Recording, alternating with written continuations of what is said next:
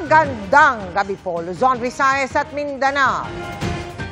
Kritikal ang isang lalaki sa Taguig matapos siyang buhusan ng gasolina at silaban ng buhay. Ang ugat? Selos. May isa pang nadamay sa krimen at ang suspect patuloy na tinutugis. Pasintabi po dahil sensitibo ang video. Nakatutok si Bea Pinlac. Ang tila normal na gabing ito sa bahagi ng Barangay Pitugo, Taguig nitong Biyernes, nabulabog nang dumating ang lalaking ito. Lumapit siya sa isa pang lalaking nakatambay roon habang nagsiselfone. Maya-maya, bigla niya itong sinabuyan ng gasolina saka sinilaban. Sumiklab ang apoy kaya nagpulasa ng mga tao. Tumakas ang suspect na inabutan din ng apoy. Nakadalawang balik kasi siya eh. Yung pangalawang balik niya, doon siya may dalang supot. Tapos bigla niya binuhos yung gasolina pala yung dala niya. Sabay sindi ng light at sabi niya, eto regalo ko sa'yo. Kritikal sa ospital ang 28 anyos na lalaking sinilaban. Nagtamo siya ng 3rd-degree burns sa iba't ibang bahagi ng katawan. Hindi ko nga makilala anak ko kung ano na itsura niya. Ang layo.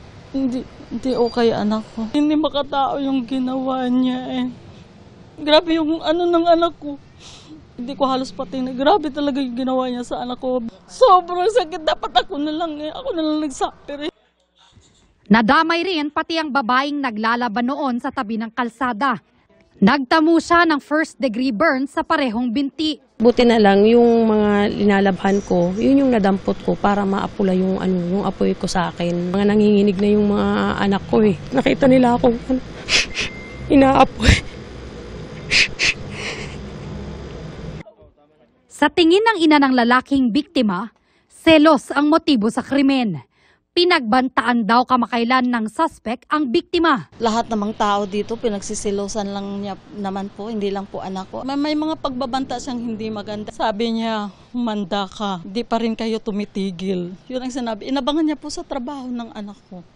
Nagkausap na raw noon ang dalawang kampo sa barangay kung saan humingi ng tawad ang suspect. Ay akala ko okay na yun.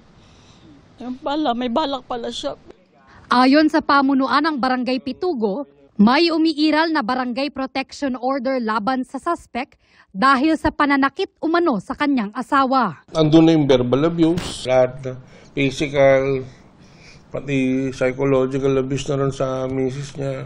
Nagdagdag naman ang barangay ng bantay sa lugar kung saan nangyari ang krimen. Magmula nung nangyari yan, yung mga kapitbahay na karoon ng trauma, kung yung pinagsasulusan eh, nasabuyan eh, what more, baka daw yung mga bahay nila, eh baka sabuyan din, gawa nga ng light materials.